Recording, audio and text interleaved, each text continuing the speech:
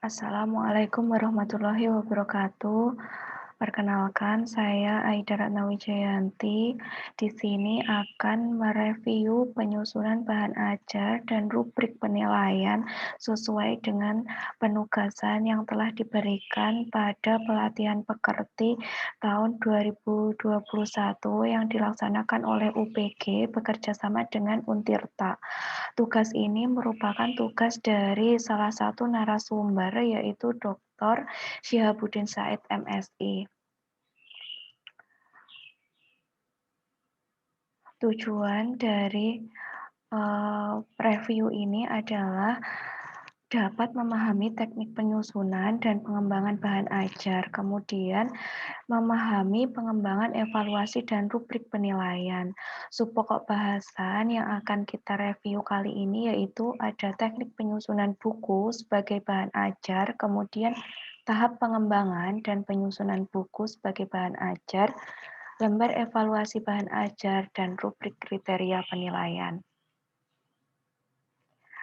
Sebelum kita nanti memasuki bagaimana menyusun bahan ajar yang baik, kemudian bagaimana penilaiannya, maka seperti awalnya kita pelajari dulu apa itu bahan ajar. Bahan ajar adalah suatu materi perkuliahan atau pembelajaran yang disusun secara sistematis. Harus sistematis yang dapat digunakan sebagai sumber belajar untuk mencapai tujuan dari pembelajaran. Menurut National Center for Competency Based Training tahun 2007, bahan ajar adalah segala bentuk bahan yang digunakan untuk membantu dosen, guru, instruktur dalam melaksanakan proses pembelajaran. Bahan ajar ini memiliki banyak sekali jenisnya, mulai dari bahan ajar yang cetak, kemudian ada bahan ajar yang non-cetak. Secara garis besar diklasifikasikan menjadi dua tadi, bahan ajar cetak dan bahan ajar non-cetak. Namun nanti menurut beberapa narasumber gitu ya, menurut beberapa sumber itu nanti ada beberapa kali klasifikasi dari bahan ajar. Nanti kita pelajari gitu ya. Nah, apa sih sebenarnya fungsi dari bahan ajar ini? Fungsi dari bahan ajar dalam pembelajaran klasikal ini sebagai sumber belajar yang dapat digunakan untuk pengawasan maupun pengendalian dan juga untuk pendukung dari proses pembelajaran. Sedangkan fungsi bahan ajar dalam pembelajaran individual di sini yang dimaksud adalah dia dapat digunakan bahan ajar ini, maksudnya bahan ajar ini dapat digunakan sebagai alat untuk menyusun, mengawasi proses dari peserta didik untuk memperoleh informasi yang sesuai dengan yang dikehendaki gitu ya. Dan di sini tentunya sebagai penunjang dari media pembelajaran itu sendiri. Kemudian ada fungsi bahan ajar dalam pembelajaran kelompok. Di sini fungsinya adalah sebagai pendukung dari belajar utama dan juga integrasi dari proses pembelajaran kelompok. Seperti itu ya. Kemudian karakteristik bahan ajar. Karakteristik bahan ajar ini ada 5, yaitu meliputi self-instruksional, yaitu bahan ajar ini memuat tujuan akhir dan antara, memudahkan peserta didik belajar dengan pengemasan belajar yang spesifik. Kemudian ada self-contained.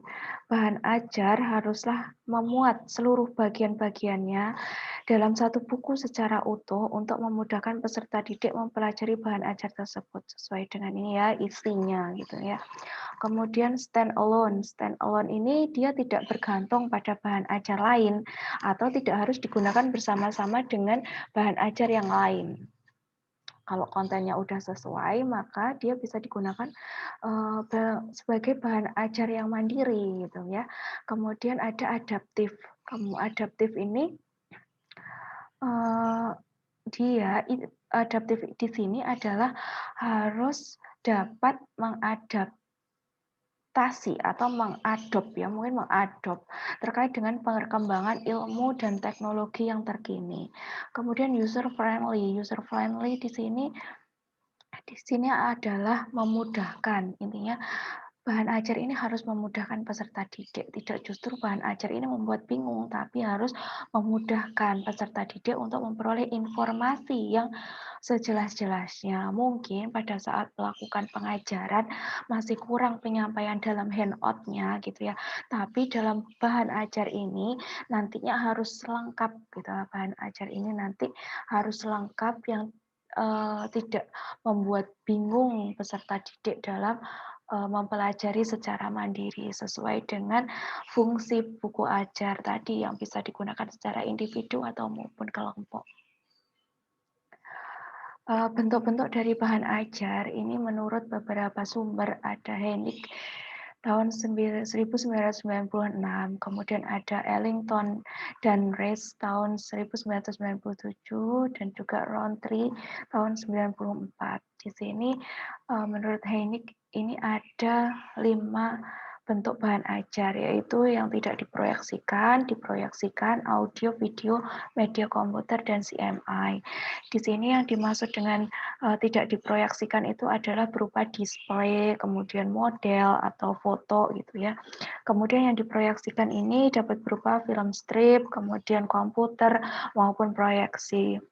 Audio, video sudah jelas ya, media komputer juga saya rasa sudah cukup jelas gitu ya. Kemudian dari Ellington and Rees ini tidak jauh berbeda sebenarnya dari Hennig ya. Kemudian yang dimaksud di sini display diam itu adalah contohnya itu slide gitu ya.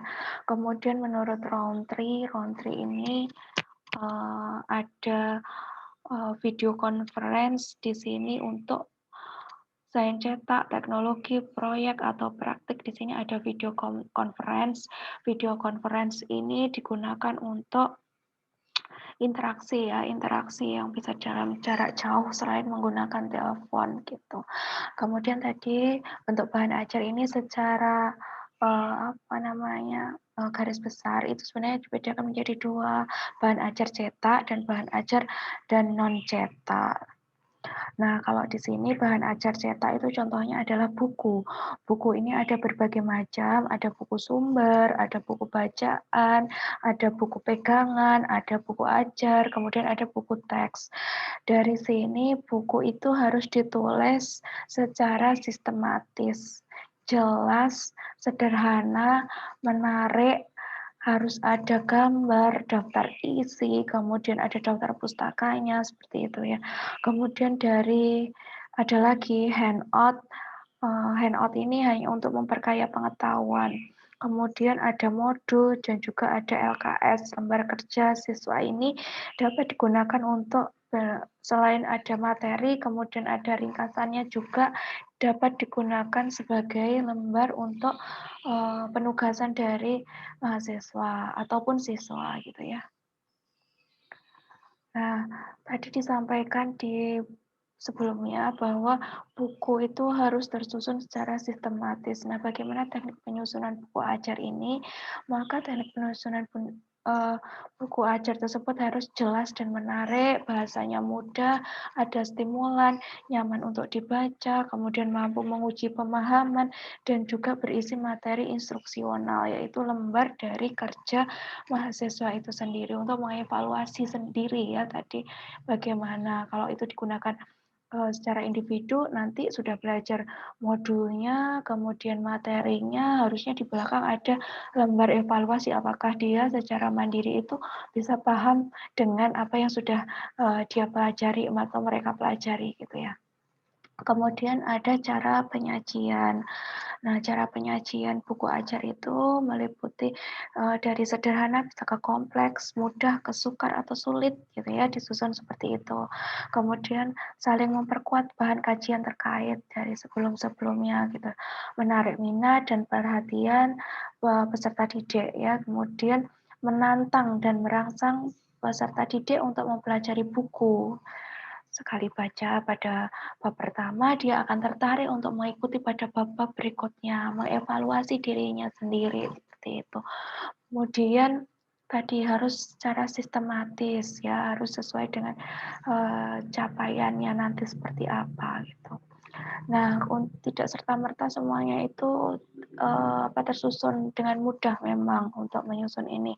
Semuanya harus memiliki sistematika. Nah, kalau misalnya pada perguruan tinggi gitu ya, ada RPS, kemudian ada outline, maka nanti dari RPS yang sudah disusun tersebut, nanti bisa kita ketahui kan acuan proses pembelajarannya apa, kemudian materinya di situ apa, CMPK-nya di situ apa, mohon maaf, CPMK ya, CPMK-nya apa gitu ya, kemudian dari situ nanti kita akan bisa menyusun outline-nya. Nah, outline ini bisa disusun secara, seperti dalam sistematika buku ya, ada pendahuluan, kemudian bagian isi, bagian akhir, juga ada perlengkapannya gitu ya.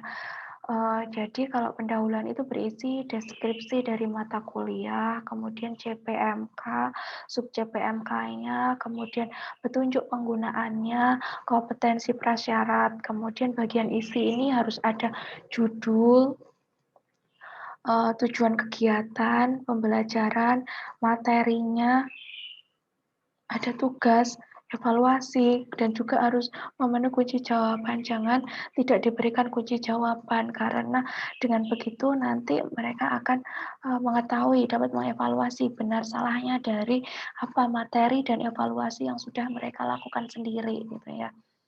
Kemudian pada bagian akhir ini harus daftar pustaka, glosarium ada, kemudian ada daftar singkatan kata, lampiran, dan biografi dari penulis. Nah, buku ajar sendiri akan mendapatkan KUM yang tinggi ya. Buku ajar ini kalau bisa diajukan dalam peningkatan jabatan akademik dosen, maka dia nilainya sangat tinggi, sekitar 40. Mohon maaf kalau nanti salah ya, kurang seperti itu yang pernah saya baca gitu ya.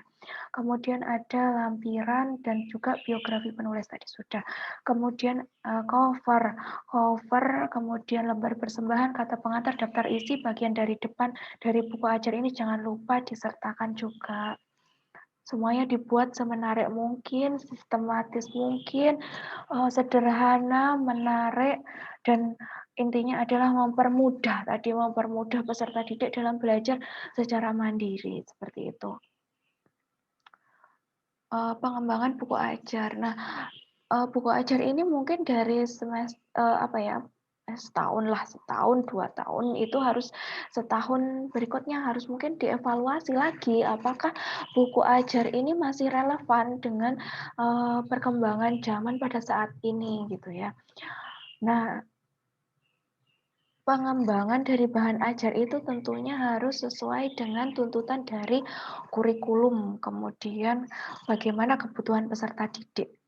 Dari situ juga di sini membantu peserta didik juga kalau mereka kesulitan dalam memperoleh buku teks gitu ya. Buku teks yang harus diwajibkan mereka cari menjadi buku utama gitu ya. Itu nanti bisa ditambahkan dari bahan ajar ini gitu. Kemudian di sini juga memudahkan dalam melaksanakan pembelajaran. Kalau misalnya penyampaiannya terbatas waktu, dengan adanya bahan ajar cetak yang tadi mungkin sangat lengkap, mungkin itu bisa diberikan pada mahasiswa, di situ nanti bisa dipelajari di rumah, dibaca berulang-ulang gitu ya. Kemudian feedback-nya juga ada di dalamnya gitu. Jadi tidak serta-merta mahasiswa itu atau peserta didik itu mendapatkan hanya dari pengajarnya saja atau dosennya saja, seperti itu. Kemudian seperti tadi, bahan ajar itu sangat banyak sekali ya, bahan ajar cetak dan non cetak. Nah, kita harus bisa memilih mana bahan ajar yang sesuai yang akan kita berikan kepada mahasiswa atau peserta didik. Kemudian bagaimana pengembangannya di kelas gitu ya, apakah nantinya akan dilakukan secara kelompok, individu, atau belajar di laboratorium atau di klasikal. Nah, itu juga harus dipertimbangkan. Kemudian interaksi pembelajarannya, karakteristik isi pesan pembelajaran yang akan disampaikan agar tidak salah dalam memilih strategi. Ya, semua yang ini harus dipahami supaya nanti kita sebagai tenaga pendidik itu, apa namanya, bisa memberikan seprofesional mungkin ilmu, knowledge kita kepada mereka, gitu. Kemudian, setelah bahan ajar tadi dikembangkan, kemudian di sini kita harus melakukan penilaian. Nah, bagaimana penilaiannya itu, kita lihat apakah dia menurut Dick and Carey 96.228, di sini ada beberapa teori dalam penilaian pengembangan bahan ajar. Harus memperhatikan motivasi belajar yang diinginkan, kesesuaian materi yang diberikan, mengikuti suatu urutan yang benar, berisi informasi yang dibutuhkan, adanya latihan praktek, dapat memberikan umpan balik, kemudian tersedia tes yang sesuai dengan materi yang diberikan. Kemudian bagaimana tindak lanjutnya, kemudian tahapan aktivitas yang akan dilakukan, dan kemudian harusnya bahan ajar ini nanti dapat diingat dan ditransfer oleh mahasiswa itu sendiri. Nah, desain pembelajaran ini dapat dengan menggunakan ADI, ya, Analysis, Design, Development, Implementation, dan Evaluasi.